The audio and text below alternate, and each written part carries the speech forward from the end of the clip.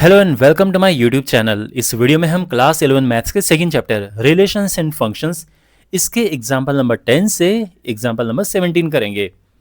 And these examples lead to exercise 2.3। तो अगर आप ये एग्जांपल्स अच्छे से करते हैं, समझते हैं, तो आप एक्सरसाइज 2.3 के लिए अच्छे से प्रिपेयर हो जाएंगे।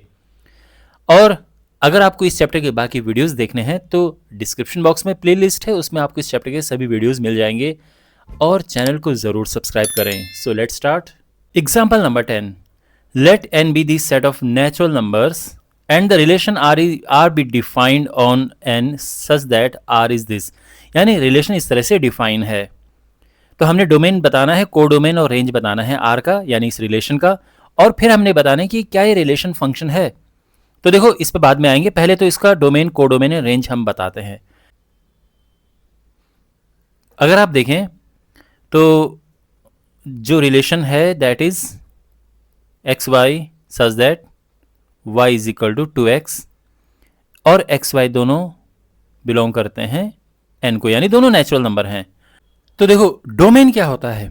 डोमेन होता है all the possible values of x, और रेंज होता है all the possible values of y, और को डोमेन होता है वो सेट जहां से रेंज को उठाया गया है। मैं आपको पहले एरो डायग्राम बना के समझाता हूं, आपको ज़्यादा अच्छे से समझ आएगा। यहां पर ये x और ये मतलब ये n है और ये भी n है। ओके, जो n सेट नेचुरल नंबर है वहीं से ये दोनों लिए गए हैं, x और y। नेचुरल नंबर क्या होते हैं? 1 2 3 4 5 6 7 8, इस तरह से, है ना। और यहाँ भी वैसे ही है। अगर आप देखें यहाँ पर तो किस तरह से रिलेशन है, y 2x है, y is equal to 2x है, तो यहाँ पर ये इसका डबल है, तो 1 का ये 2 के साथ है रिलेशन, और फिर 2 का 4, फिर 3 का 6, 4 का 8, 5 का 10, 6 का 12, ऐसे जा रहा है। अब आप क्लियरली समझ गए होंगे। देखो, जो डोमेन होता है दैट इज x की वैल्यू, x की वैल्यू, यानी यहां जहां से एरो शुरू होता है, जो x की जो वैल्यूज हैं, तो ये 1 2 3 4 सभी है, तो सिंपली n हो गया है। ये सभी का सभी डोमेन है। अगर हम रेंज की बात करेंगे तो रेंज होता है every possible value of y, यानी y वो है जहां पे एरो जाता है। तो 2 4 6 8, तो अगर हम देखें तो ये है 2 4 6 8 10, इस तरह से। या फिर हम इसको इस ऐसे भी लिख सकते हैं कि range is equal to 2n है और n है नेचुरल नंबर, हम ये भी लिख सकते हैं। और कोडोमेन क्या है? कोडोमेन है वो सेट जहां से रेंज को उठाया गया है। तो बेसिकली ये पूरा का पूरा कोडोमेन होता है, और वो भी नेचुरल नंबर है। तो ये पूरा का पूरा ये डोमेन है, ये पूरा का पूरा कोडोमेन है, और रेंज है जहां पे एरो जा रहा है। तो इसको सिस्टमैटिकली लिखते हैं। तो ये पार्ट क्लियर हो गया। अभी तो हमारे पास सेकंड पार्ट है, इसे भी करते हैं। Is this relation a function? क्या ये रिलेशन फंक्शन है? तो देखो, कोई भी रिलेशन फंक्शन कब होता है, तो पहले तो आप इस चीज को अच्छे से समझो। कोई भी रिलेशन फंक्शन कब होता है? पहली बात तो इसकी डेफिनेशन क्या है वो समझो, इससे आपको काफी क्लैरिटी आ जाएगी। A relation f from a set A to a set B is said to be a function if every element of set A has one and only one image in set B। देखो क्या कहना चाह रहे हैं आप, ये समझिए। हमारे पास दो सेट हैं। देखो, एरो डायग्राम से सबसे आसान रहता है चीज़ें समझना। तो यहाँ पर ये सेट A है और ये सेट B है। सेट A में कुछ एलिमेंट्स हैं, सेट B में भी एलिमेंट्स हैं। मान लो सेट A में है 1 2 3, सेट B में है 1 2 3 4 5 6। ओके, कुछ भी एलिमेंट्स हो सकते हैं। अब देखो फंक्शन क्या होगा। फंक्शन देखो, रिलेशन तो ये होगा कि आप कुछ भी एरो मार दो, ये एरो मार दो, है ना, ये एरो मार दो, ये एरो मार दो, कैसे भी आप इसमें एरो मार दो, ये रिलेशन है। अगर मैं केवल ये सिंगल एरो मारूं, ये भी रिलेशन है। अगर मैं इसको ऐसे लेके चल रहा हूं, ये भी रिलेशन है। अगर मैं इसको ऐसे चल रहा हूं, मतलब ये सब के सब ये रिलेशन तो ये सारे हैं। रिलेशन जब भी हम कार्टेशियन प्रोडक्ट करते हैं इसका इसके साथ में, तो बहुत सारे पेयर बनते हैं, ऑर्डर्ड पेयर्स आप जानते हैं। उनमें से कोई भी ऑर्डर्ड पेयर का आप सेट बना दो, रिलेशन होगा। यानी अगर मेरे पास कोई सेट ए है 1 2, सेट बी है x y, तो आप जानते हैं ना कार्टेशियन प्रोडक्ट क्या होता है, ए क्रॉस बी क्या होगा। तो यहां पर देखो 1 का x के साथ हम बनाते हैं ऑर्डर्ड पेयर, फिर 1 y, फिर 2x एंड 2y। ओके, ये तो है तरीका ऑर्डर्ड पेयर्स का जब इस तरह से होता है। इसी चीज को जब हम अगर एरो डायग्राम में बनाना हो तो हम ये लिखेंगे, ए है, ये बी है, ये 1 2 x y। अब 1 का इसके साथ में ये है और फिर ये भी ये है ना, 1x 1y 2x 2y। ये ऑर्डर्ड पेयर्स में लिखे हैं रोस्टर फॉर्म में, और ये एरो डायग्राम बना है। तो ये है इनका कार्टेशियन प्रोडक्ट। रिलेशन क्या होगा, relation from A to B क्या होगा। तो रिलेशन में क्या है कि आप इनमें से कितने भी एलिमेंट उठाओ वो रिलेशन होगा। अगर मैं केवल सिंगल एलिमेंट उठाऊं ये भी एक टाइप का रिलेशन है। अगर मैं एक भी एलिमेंट ना उठाऊं बाय द वे तो भी रिलेशन माना जाता है। 5 भी एक रिलेशन होता है, ठीक है। अगर मैं यहाँ पे 2 एलिमेंट्स, यहाँ से 2 ऑर्डर्ड पेयर्स लेता हूं ये, तो भी ये रिलेशन होगा। ओके, तो यहां से कितने भी आप उठाओ वो सभी रिलेशन होंगे, सारे के सारे उठाओ तो भी रिलेशन होंगे। अब वो डिपेंड करता है ना कि क्वेश्चन में कंडीशन क्या दी है। अगर ये कहा है कि भाई जो एलिमेंट ए को बिलोंग करता है वो 1 से ज्यादा नहीं होना चाहिए, और जो बी को बिलोंग करता है वो केवल x होना चाहिए, तो फिर तो हमारे पास केवल ये होगा। तो डिपेंड करता है कंडीशन क्या है। बट रिलेशन क्या है, इनमें से आप कितने भी उठाओ तो वो उसको हम रिलेशन कहेंगे, सारे के सारे रिलेशन होंगे। लेकिन ये सेम बात फंक्शन में नहीं होती है। पहली बात तो ये है कि आप समझ गए ना कि arrow diagram and ordered pairs क्या होते हैं। ये और ये सेम चीजें बता रहे हैं। ऐसे ही यहां पर है, अगर मैं केवल ये करूं ये भी एक रिलेशन है, अगर मैं इसको ऐसे लेके जाऊं ये भी एक रिलेशन है, अगर मैं इसको यहां से लेकर जाता हूं ये, तो भी ये रिलेशन है, समझे। अगर मैं इसको ये करता हूं ऐसे तो भी ये रिलेशन है, सारे के सारे ये रिलेशन है। बट अब बात करते हैं फंक्शन की। फंक्शन क्या होगा, देखो फंक्शन होता है कि every element in set A has, यानी इसके हर एक एलिमेंट की यहां पर 1 एंड ओनली 1 इमेज होनी चाहिए। देखो इन्हें कहते हैं इमेज। अगर मैं ये एरो डाल रहा हूं 1 से 2 में, तो मैं कहूंगा कि 1 की इमेज 2 है एंड 2 की प्री इमेज 1 है। तो यहां पर इनमें जो एलिमेंट्स हैं इनको हम कहेंगे इमेज, मतलब सभी को नहीं, 1 की इमेज ये है और 2 की प्री इमेज, तो यहां पर ये प्री इमेज 1 है, 2 की प्री इमेज 1 है। इस तरह से इसको पढ़ते हैं। खैर, तो यहां पर हर एक एलिमेंट की इमेज होनी चाहिए और वो यूनिक इमेज होनी चाहिए, 1 एंड ओनली 1 इमेज होनी चाहिए। तो अगर मैं इस तरह से करता हूं, क्या ये फंक्शन है? ऑफ कोर्स ये फंक्शन है। ए के हर एक एलिमेंट की बी सेट बी में यूनिक इमेज है ना, यानी किसी एलिमेंट की 2 इमेजेस नहीं है, कहने का ये मतलब है।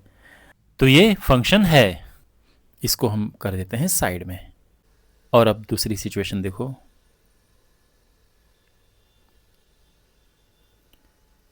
यहां पर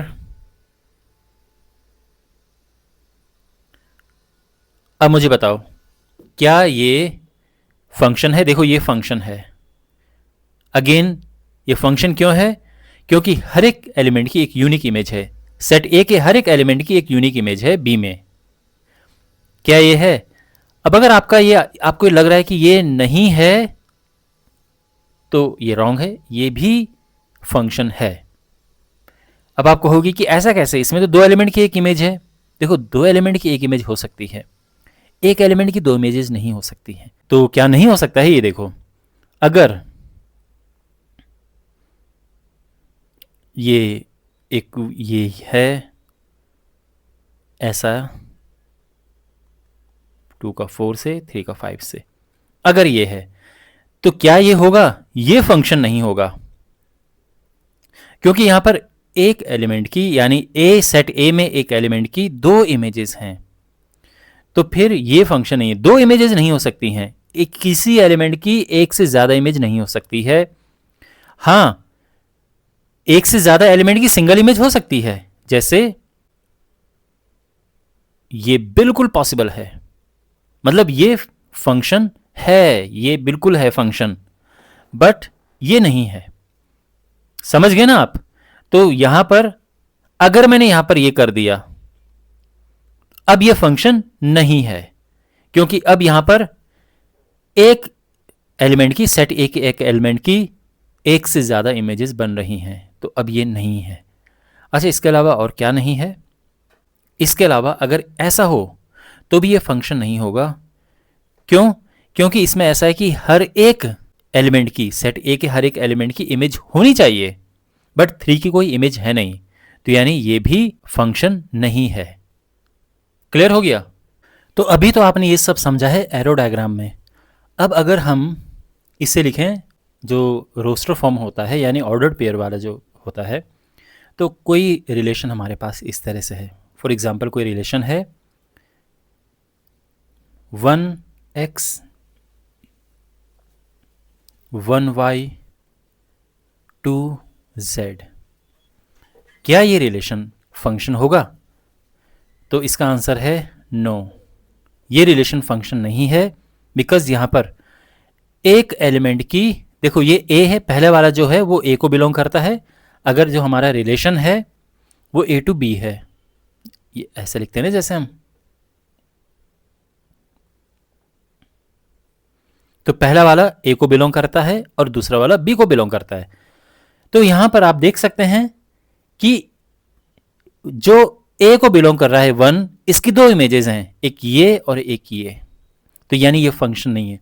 तो आसान भाषा में अगर मैं समझाऊं, तो जब भी आपको ये रिपीट होता दिख जाए पहला वाला, तो वो फंक्शन नहीं होगा, और रिपीट नहीं होता नहीं दिखे तो वो फंक्शन होगा। ये सबसे इजी तरीका समझने का। यानी अगर कोई रिलेशन ऐसा है कि 1x 2y 3y, क्या ये रिलेशन फंक्शन है?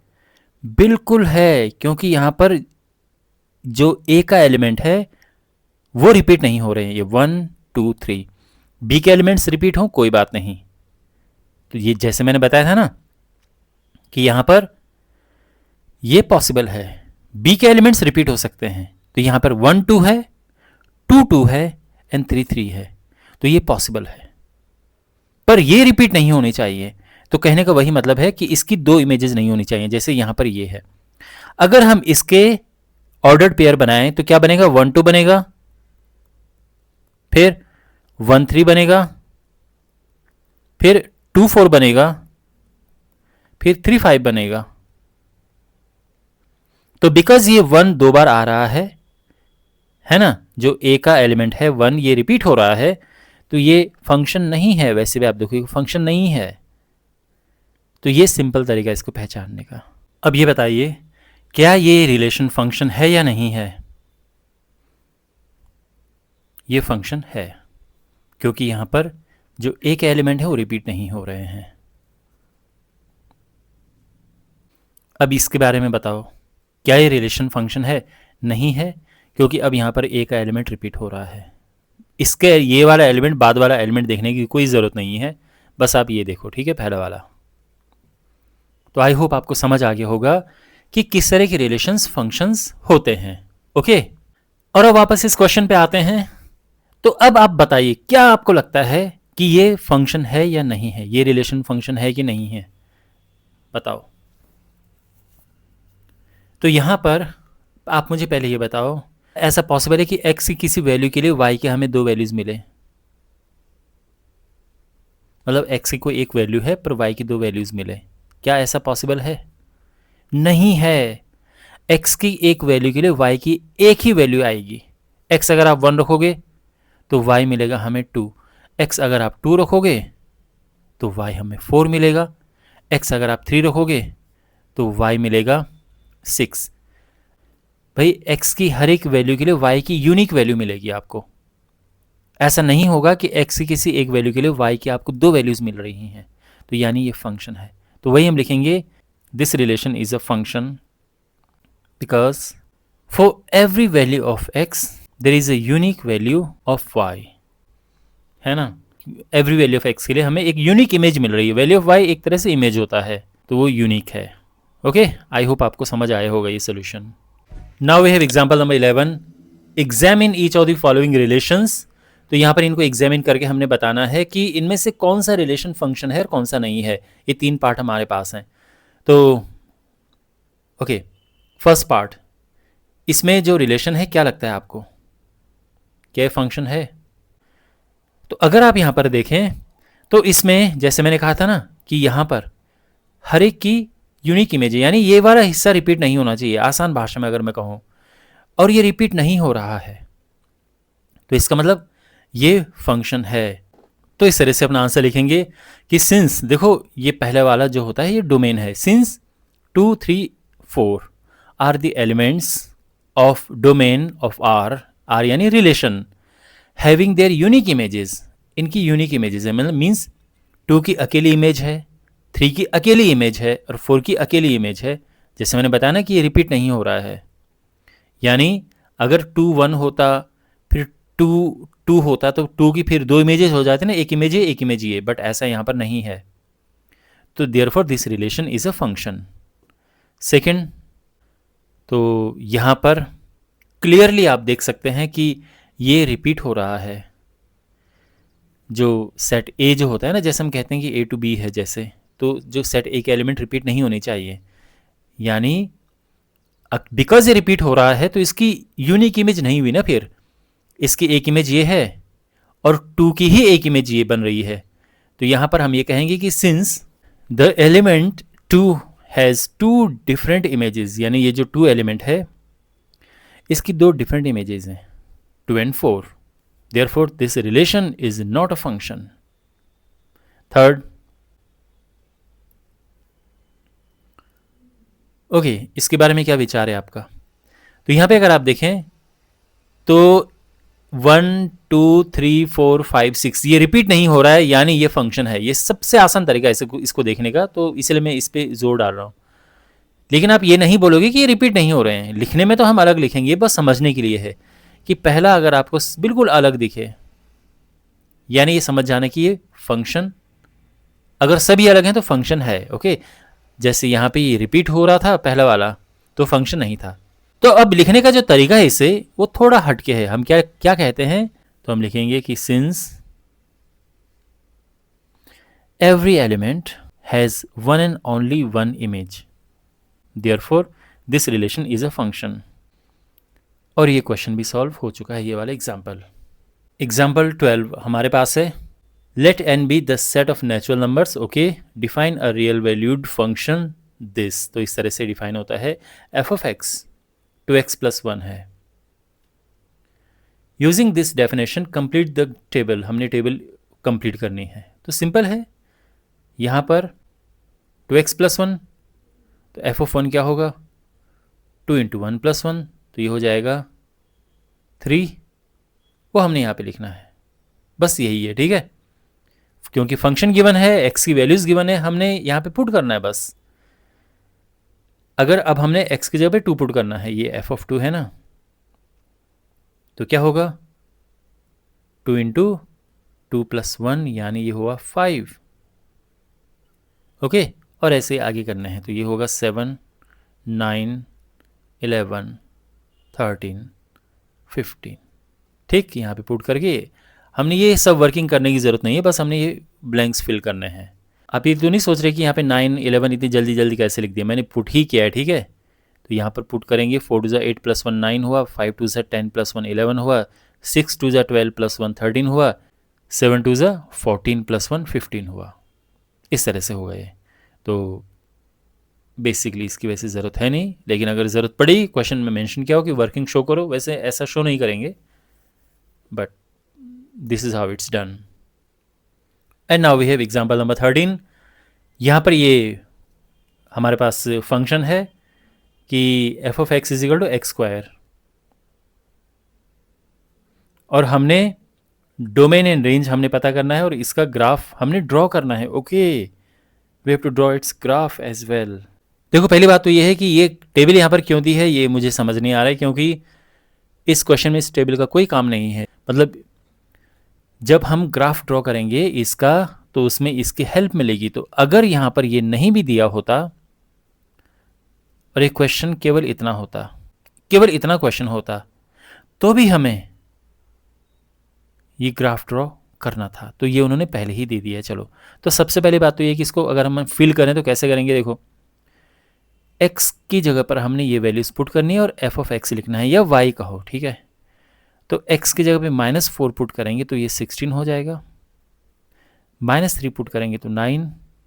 देखो फंक्शन क्या है, y is equal to f of x is equal to x square. -2 put करेंगे तो ये हो जाएगा 4, -1 पुट करेंगे ये हो जाएगा 1, 0 पुट करेंगे 0, 1 पुट करेंगे तो 1, 2 पुट करेंगे 4, 3 पुट करेंगे 9 एंड 4 पुट करेंगे 16। ये है। इसका ग्राफ कैसे ड्रॉ होगा। तो यहाँ पर ये ग्राफ पेपर मैंने ले लिया है और सबसे पहले एक कार्टेशियन प्लेन हम ड्रॉ करेंगे। देखो अगर आपको एकदम प्रिसाइज ग्राफ चाहिए तो कोशिश करो कि नंबरिंग एक तरह से लिखो। एक तरह से का मतलब ये है कि जो गैप यहाँ होना चाहिए वही गैप यहाँ होना चाहिए। तो यहाँ पर हमने 16 तक इसमें लिखना है, तो 1 2 3 4 लिखने का तो कोई सेंस है नहीं, है ना भाई। ये y है और ये x है, तो 1 2 3 4 लिखने का सेंस तो है नहीं। ये ओरिजिन हम 2 4 लिखेंगे, 2 4 6 14 16 18 इस तरह से, ठीक है। और यहाँ भी 2 2 के गैप में लिखो, ये 2 है, ये 4 है, 6 -2 -4 -6 ऐसे लिखेंगे। ध्यान रखना ये x प्लस में और माइनस में दोनों में जा रहा है, इसलिए हमने ये लिखा। बट y ओनली प्लस में ऊपर जा रहा है, माइनस में नहीं जा रहा है, तो हमने इसलिए माइनस में नहीं लिखा, क्योंकि जगह वैसे भी कम है। बाकी अगर आप थोड़ा बहुत लिखना चाहते हो तो लिख सकते हो, ठीक है। ओके, तो यहाँ पे सबसे पहले तो 0 0 है, एक पॉइंट तो हमारे पास ऑलरेडी है 0 0। फिर 1 1 है, तो ये 1 यहाँ पर है, 1 यहाँ पर है, बिल्कुल यहाँ पर आएगा। 2 4 2 4 ये है, फिर है 3 यहाँ पर है, 9 इधर है ये, तो 3 9 ये है, और 4 16 ये है। समझ गए ना, x 4 है, y 16 है। ऐसे इधर है, x -1 है बट y प्लस में 1 है। समझे ना, x -1 है बट y प्लस में 1 है। फिर x -2 है, y 4 है, x -3 है, y 9 है, यानी यहां पर x -4 है, y 16 है। तो कैसे होगा ये। तो यहां पर देखो, पहली बात तो स्ट्रेट लाइन नहीं आएगी, ठीक है, घूम के आएगी। तो ये इसका ग्राफ बन गया है। लाइन खींचने में थोड़ा सा एफर्ट लगेगा, बट एनीवे ये है ग्राफ। और अब इसमें क्या करना है, what is the domain and range of this function. इसका डोमेन क्या है,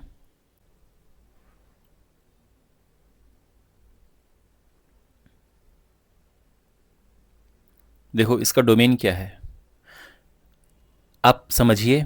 डोमेन होता है all the possible values of x and range होता है all the possible values of y। यानी डोमेन में x जो जो वैल्यूज हम x की रख सकते हैं, तो यहां पर आप देख सकते हैं कि हम कुछ भी रख सकते हैं x की वैल्यू। ओके, कुछ भी का मतलब यह है कि कभी कभार ऐसा होता है कि हम कुछ नहीं भी रख सकते हैं। जैसे मान लो कि हमारे पास अगर फंक्शन होता, क्वेश्चन होता 1/x - 2, तो इसमें हम सब कुछ नहीं रख सकते हैं ना। इसमें x = 2 हम नहीं रख सकते हैं, क्योंकि अगर हम x = 2 रखेंगे ये 1/0 हो जाएगा, जो कि नॉट डिफाइंड हो जाएगा। तो कहने का ये मतलब है कि x इज इक्वल टू 2 इस केस में नहीं रख सकते। अगर कोई पूछे इसका डोमेन बताओ तो हम कहेंगे कि भाई ये कुछ भी रखो, कुछ भी मतलब r, लेकिन 2 मत रखो। तो ये इसका डोमेन होगा। बट इसमें ऐसे कोई कुछ भी नहीं है, हम कुछ भी रख सकते हैं, ये नॉट डिफाइंड नहीं होगा ऐसे। तो यहां पर हम लिखेंगे r। ओके, तो ये है इसका डोमेन। इसका डोमेन को लिखने का एक और तरीका है कि यहां पर लिखो डोमेन क्या होगा, x is such that x belongs to r। ये भी एक तरीका है, आपकी बुक में भी ये लिखा है, वैसे ये भी है। अब रेंज की बात करते हैं। रेंज होता है all the possible values of y। y को यहां पर क्या क्या हो सकता है, तो देखो आप ये रेड जो ग्राफ है यहाँ पे पैराबोला, इसको फॉलो करो, इसको देखो तो क्लियरली आप देख सकते हैं कि ये नीचे नहीं जा रहा है, ये ऊपर है। मैं ऊपर नीचे की बात इसलिए कर रहा हूं क्योंकि y ऊपर नीचे में ही देखते हैं।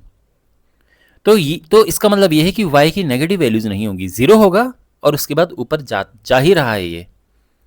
तो यानी रेंज क्या होगा, ये जीरो से लेके और इनफाइनाइट तक ये है।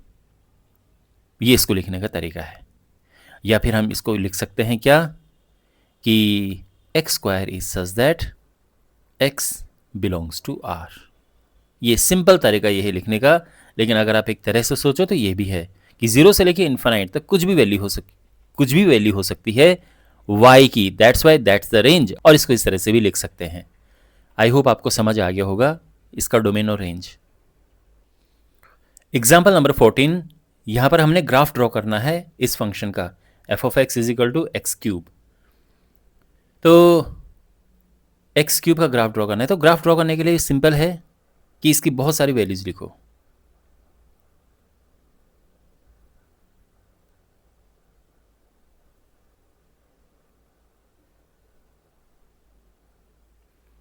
एक्स और ये एफ ऑफ एक्स जो कि एक्स क्यूब है। तो यहां पर हम x की कुछ पॉजिटिव वैल्यूज रखेंगे, कुछ नेगेटिव वैल्यूज रखेंगे और ज़ीरो भी रखेंगे ऑफ कोर्स। तो ज़ीरो पे तो ये ज़ीरो है। अगर x हमने रखा 1 तो f ऑफ x होगा 1।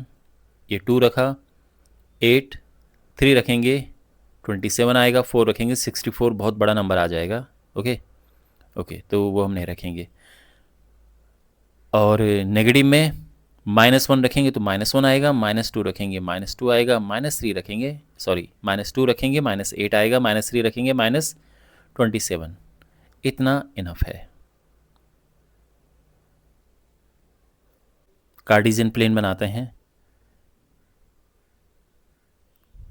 तो ये ध्यान रखना कि प्लस और माइनस ये दोनों तरफ जा रहा है। x की बहुत छोटी छोटी वैल्यूज़ हैं और y की वैल्यूज़ बहुत बड़ी बड़ी हैं। तो यहाँ पे अगर हम देखें, देखो ये 0 है, 2, 4, इतना ही बहुत है, -2 -4। चलो एक दो और लिख देते हैं, 6 8 -6 -8। वैसे यहाँ तक तो इस ग्राफ के हिसाब से बात नहीं पहुँचेगी। और यहाँ 2 4 6 8 10, ठीक है ना, -2 -4 -6 -8। ये तो 0 पे ये 0 है, ओके। और 1 1, तो 1 यहाँ पर है, 1 यहाँ पर, ये 1 1 हो गया। और है ना 2 8, x2 है, y8 है, ये 327, तो 27 है ही नहीं इसमें, तो ये तो रहने देते हैं। यहाँ पे -1 x -1 y -1, देखो x -1 ये है, y -1 ये, तो ये पॉइंट हो गया। x -2 y -8 ये पॉइंट हो गया। और आप यहाँ पे देख सकते हैं कि 327 एंड -3 -27 को हम यहाँ पर प्लॉट नहीं कर सकते हैं क्योंकि इसके लिए बहुत बड़ा हमको ग्राफ पेपर चाहिए। वैसे इतना ही इनफ है, हमारा ग्राफ बन जाएगा। तो अब समझ रहे हैं आप, ग्राफ ऐसे जा रहा है, ये ऐसे जा रहा है, यानी ये, और यहाँ से ये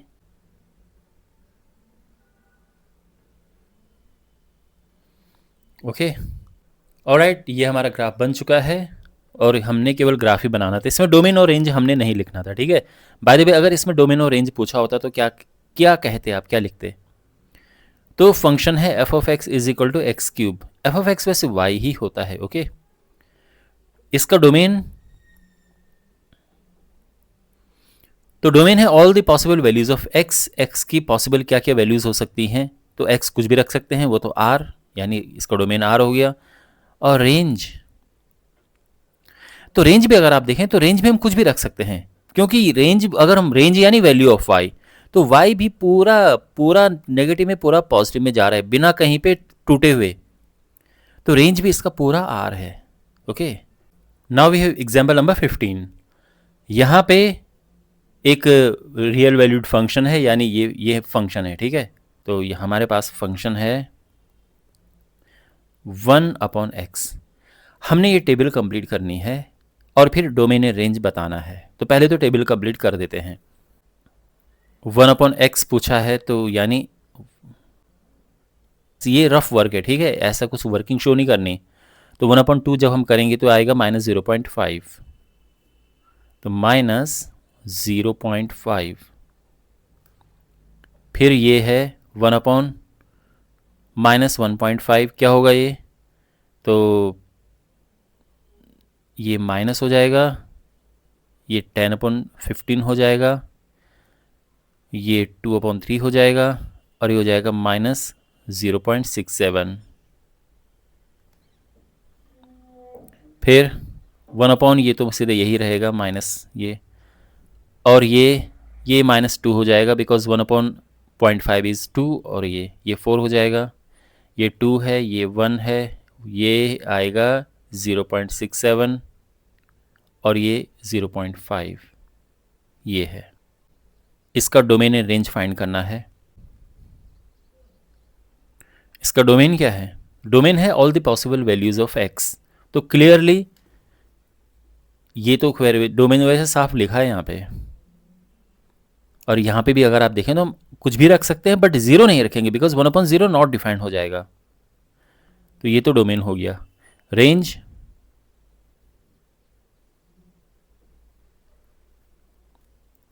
तो रेंज कैसे निकाले, देखो रेंज होता है all the possible values of y. अब मैं आपको एक तरीका बता रहा हूँ, देखो यहाँ पे हमारे पास y is equal to 1/x है। ये रेंज फाइंड करने की एक ट्रिक है। अगर हम देखो, जब भी हमने रेंज निकालना होता है और आप कंफ्यूज हो रहे हैं, तो एक तरीका एक चीज़ हमने यहाँ पे करनी है, x को रख दो इन्फिनिटी। x को क्या रखो, इन्फिनिटी, और देखो क्या आ रहा है, x को इन्फिनिटी रखने से 1/∞ हो जाएगा और ये 0 हो जाएगा, है ना। तो बेसिकली y 0 आ जाएगा, तो y 0 नहीं होना चाहिए, कहने का ये मतलब है। तो रेंज r -0, यानी y 0 नहीं होना चाहिए। तो ना तो x 0 है ना y 0 है, ओके। तो ये एक तो ये तरीका है कि x को रख दो इन्फिनिटी और देखो कि y क्या आ रहा है, और जो आएगा वो रेंज से हटा देंगे। बाय द वे ये मैंने आपको ट्रिक बताई है, ओके। जो प्रॉपर वे इसको करने का है, जो आप एग्जाम में लिखेंगे, वो अब मैं आपको बताता हूं। यहां पर x को y की टर्म्स में लिख दो, पूरा जो फंक्शन है उसमें x को y की टर्म्स में लिख दो, तो x is equal to 1/y हो जाएगा। अब बताओ y क्या नहीं हो सकता, तो क्लियरली है ना कि y 0 नहीं हो सकता, क्योंकि नॉट डिफाइंड हो जाएगा, इसलिए हमने रेंज ये लिखी है r -0। Example number 16।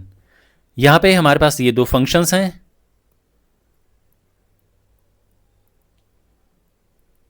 f of x is x square and g of x is 2x - 1, और हमने ये फाइंड करना है, ओके। तो यहाँ पे हम सबसे पहले है ये होता है f of x plus g of x, and f of x is x square plus g of x is 2x - 1, और ये हमारा आंसर आ गया है ये इसका, ठीक है। सेकेंड इज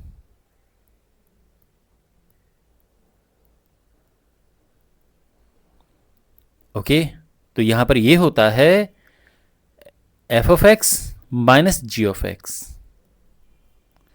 तो ये हो जाएगा f of x से अपना x square, g of x से 2x - 1, तो ये हो जाएगा x square minus 2x plus 1, and this is our answer. Third, F G of X. तो बेसिकली ये प्रोडक्ट है. ये क्या है? ये है F of X into G of x. F of X है x square, G of X है 2x माइनस 1, तो ये हो जाएगा 2x cube minus X square. And fourth part है f upon ji of x. तो ये क्या होगा? f of x upon ji of x. f of x है x square and g of x है 2x माइनस 1, और ये इसका आंसर आ चुका है. ठीक है, तो ऐसे इस क्वेश्चन को करेंगे. सिंपल था, आई होप आपको समझ आया होगा. एग्जाम्पल 17. यहाँ हमारे पास है F of x is root x and g of x is x, और हमने ये फाइंड करना है. ओके, तो सबसे पहले है F plus G of X. क्या होगा ये होता है F of X plus G of X, यानी root X plus G of x X है. ठीक, फिर हमने फाइंड करना है F minus G of X, और ये होता है F of X minus G of x. F of X है ये, जी ऑफ एक्स ये है, और ये हमारा आंसर.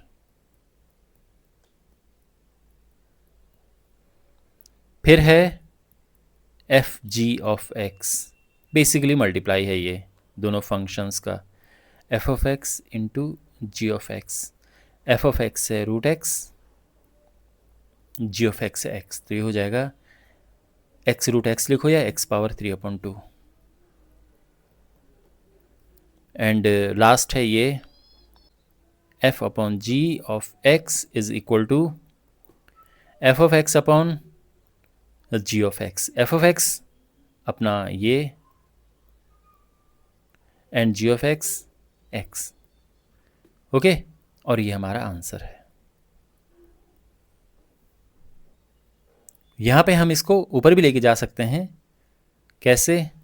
ये पावर हाफ है ना, और ये पावर 1 है, तो पावर माइनस हाफ ऐसे भी लेके जा सकते हैं, बट ध्यान रखना पावर माइनस में है ये. और x यहाँ डिनोमिनेटर में था ना, तो basically x is not equal to 0, ये ध्यान में रखना, और ये हमारा आंसर है. ऑलराइट, और इसी के साथ ये पूरा कंप्लीट होते हैं ये एग्जाम्पल्स. एग्जाम्पल 17 तक हमने किए हैं. अब इसके बाद हम करेंगे एक्सरसाइज 2.3. वो आपको उसका वीडियो आपको मिल जाएगा सामने, प्लेलिस्ट आप देख सकते हैं. चैनल को सब्सक्राइब करें और अपने फ्रेंड्स के साथ ये वीडियो शेयर करें. मिलते हैं अगले वीडियो में. Take care.